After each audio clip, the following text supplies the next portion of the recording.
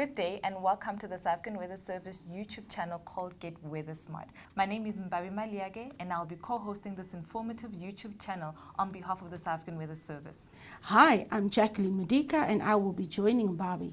In today's episode, we will be informing you on the new and better way the South African Weather Service will be issuing severe weather warnings called impact-based warnings. Yes, this is a world-leading early warning system in which warnings will no longer be based on a threshold such as 50 millimeters of rainfall over a 24-hour period, but rather on the potential impact that the system will have on society. This will be done by combining the impact that a weather system will have and the likelihood of those impacts actually occurring. This alert will then be presented in a severe weather warning matrix, which we will show you later in the video. Now let's look at an example of how impact-based warnings will work. Let's say today is Monday and we are expecting a cutoff low to develop in the Western Cape in 3 days' time. This cutoff low is expected to bring significant amount of rain that could lead to localized flooding over most of the province, but even widespread flooding in specific areas on Wednesday evening into Thursday morning. A yellow warning is then sent out by the South African Weather Service to the appropriate recipients, which is disaster management, media, and the general public, indicating that there is a risk of significant impact from this cutoff low, but a low likelihood of the impacts occurring since it's still 3 days away. So the X will be on the yellow on the matrix, indicating a low likelihood but significant impact. As we move closer to the day of the event, the forecast is updated accordingly.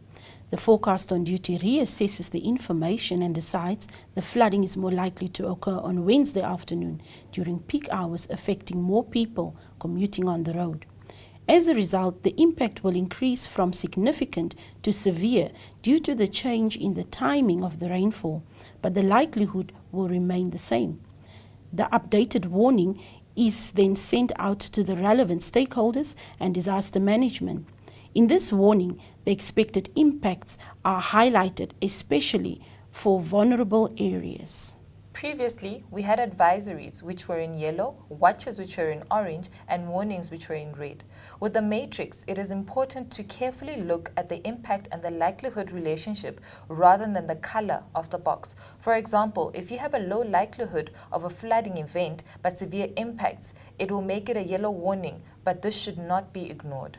Something to always keep in mind is that the timing of the severe weather event can either increase or decrease the impact, like in the flooding example we just used. The weather system did not change, but because it was expected to affect more people closer to the time, the impact increased, thus increasing the entire alert. So it is always important to pay attention to the relationship between the likelihood and the impact of each alert. We hope that you are excited as we are about a new development of impact-based warnings. For more information, please follow us on our Facebook page, the South African Weather Service, or on Twitter at SA Weather Service, or go onto our website at www.weathersa.co.za. That's a wrap from me too. Till our next Weather Smart episode. Goodbye.